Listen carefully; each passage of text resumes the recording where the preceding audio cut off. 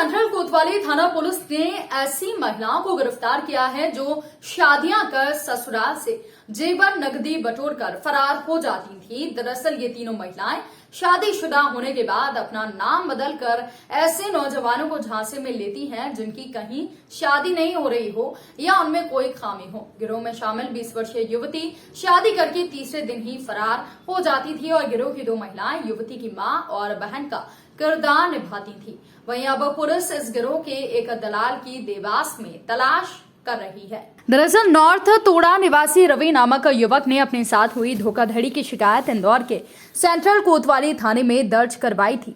रवि ने पुलिस को बताया कि कुछ समय पूर्व दलाल मनोज के माध्यम से हवा बंगला निवासी मंजू से उसकी मुलाकात हुई थी। मंजू ने रेशमा नामक युवती से मिलवाया और कहा कि वो शादी करने तैयार है।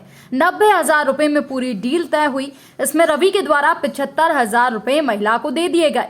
करीब 8 दिन पूर्व दोनों ने शादी तो कर ली, लेकिन रेशमा तीसरे ही दिन ससुराल से भाग गई। शिकायत के आधार पर गुरुवार को पुलिस ने मोबाइल लोकेशन के आधार पर रेशमा को तेजपुर गड़बड़ी से गिरफ्तार कर लिया है। पूछताछ में रेशमा ने बताया कि मंजू निवासी हवा बंगला उसकी बहन बनी थी और अंतिम चौराहा निवासी पूजा ने मां बनकर रस्में निभाई थी। पुलिस ने देर रात पूजा और मंजू को गिरफ्तार कर लिया है। टीआई के मुताबिक रेशमा का असली नाम राधिका राव है। उसको शादी के एवज में 10,000 रुपए मिलते थे। शक है कि रेशमा पहले भी इस तरह की ठगी कर चुकी है। उसकी आईडी और मोबाइल नंबर की जांच चल रही है। पुलिस मामले में मनोज निवासी देवास की तलाश कर रही है। थाना कोतवाली में नारतोड़ा के निवासी रवि सिंह द्वारा सूचना दी गई कि उसके साथ एक महिला जिसने अपना नाम रेशमा बताया था, उससे दिनांक 24/12 को शादी करी और 26 को वो घर से चली गई। उसके साथ ऐसा उसे पैसा पता चला कि उसने 75,000 रुपये दिया था और शादी का झांसा देकर जो दुल्हन है वो लुटेरी बनके उसका पैसा ले गई और उसको पता नहीं चला। उसकी रिपोर्ट पर धारा 420-34 का प्रकरण थाना कोतवाली क्षेत्र में कायम किया गया।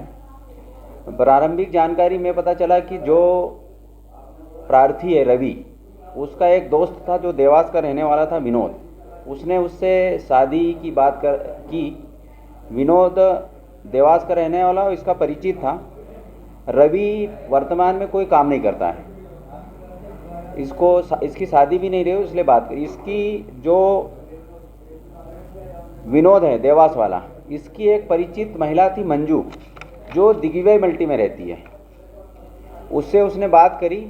मंजू की एक परिचित पूजा थी, जो पूजा थाना द्वारकापुरी क्षेत्र के श्री राम नगर की निवासी है। उसने उससे बात की और इन मंजू और पूजा दोनों रवि से मिली और उसको बताया गया कि एक लड़की है जिसका इन्होंने 90,000 रुपये मांगा और 75,000 में इनकी बात हुई थी। उसके बाद इन्होंने एक रेशमा नाम की लड़की दिखाई। वो रेशमा के नाम से ही जानता था, रेशमा पटेल के नाम से। शादी होने के बाद जब पता चला कि वो लड़की चली गई, उसके बाद जांच के दौरान उसका नाम राधिका उर्फ वर्षा राव, ये गड़बड़ी पुलिया के पास की रहने वाली पाई गई। उसकी उम्र 20 वर्ष है।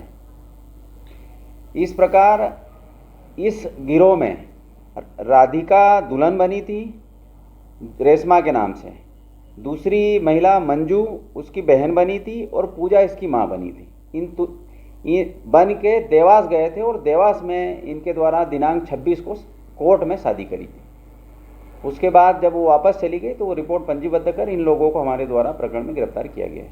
सर, इसमें क्या विनोद भी जो है आरोपी बनाया गया? नहीं, अभी जांच में चूंकि प्रार्थी ने बताया था कि वो उसका परिचित है, तो अभी उसको आरोपी नहीं बनाया गया। लेकिन जो अन्य आरोपी हैं, इसके आधार पे तो ये पता चल रहा है कि इसका भी रोल कहीं ना कहीं है। अगर जांच में पाया जाएगा तो उसको भी आरोपी बनाया जाएगा। अभी तो इन्होंने केवल एक ही बता रहे, लेकिन जिस हिसाब से लग रहा है उस हिसाब से इन्होंने अन्य घटनाएं भी की होगी। अभी पूछताछ की जा रही। पूछताछ में खुलासा होगा तो उन लोगों को भी आरोपी बनाया जाएगा। इसमें जो दुल्हन बनी है वो झाड़ू पोछा का काम करती है। जो बहन बनी है मंजू वो बर्तन मांजने का काम करती है, और जो पूजा है ये भी झाड़ू पोछा का ही काम करती है। सर इनके पति और या परिवार की बात करें तो कुछ है, शादीशुदा है ये पहले से है? हाँ, ये राधिका तो कुंवारी है, लेकिन पूजा और मंजू दोनों शादीशुदा है, और मंजू का पति वीरेंद्र चौधरी और पूजा का पति सोनू मराठा, ये दोनों इनके बताए अनुसार एनडीपीएस में बंद हुए हैं और जेल में हैं। जो ये चाकू करते हैं इसके पीछे क्या कारण रहा है? इनके पति बंद उनको सुनाने के लिए अभी तो इन्होंने यही हमें बताया है पूछताछ में कि चूंकि हमारे दोनों के पति बंद थे और वकील साहब द्वारा जो फीस मांगी गई थी उसके लिए हमारे द्वारा ये किया गया, लेकिन ये कृत्य इतना आसान नहीं होता। इनके द्वारा पूर्व में भी क्योंकि कम मेहनत इसमें ये पैसा ले लेते हैं और धोखा दे देते हैं, इस आधार पे लगता है कि इनके द्वारा पूर्व में भी ये घटनाएं की गई होगी। सर क्या इसी प्रकार के युवक बोलते थे ये इस तरह से जो उनकी शादी नहीं हो रही है? हाँ, ये तो अभी जांच में तो यही आया है कि कोई ना कोई इनका एजेंट रहता था और जिसकी शादी नहीं होती थी वो उनको सूचना दे देता, उस आधार पे करते थे। अभी तो एक ही बताया इन्होंने, लेकिन जांच में अन्य लोग भी हो सकता है या अन्य गिरोह भी हो सकता है और अन्य लोग भी जुड़े हो सकते हैं। सर इस पैसे की जो डिस्ट्रीब्यूट हुआ है इसमें 90,000 की 375 में फाइन हुआ था, उसमें क्या बराबरी का हिस्सा बटा है इनका या किसी तरह नहीं, जो हर बार नई लड़की लेकर पेश करते थे या वही लड़की? नहीं, अभी तो इन्होंने कुछ बताया नहीं है। जो कि तीनों गिरफ्तार हुई है इसमें नहीं बताया है। इसमें राधिका के द्वारा बताया गया है कि उसे 10,000 केवल मिले थे, अन्य पैसे इन्होंने रख लिए थे।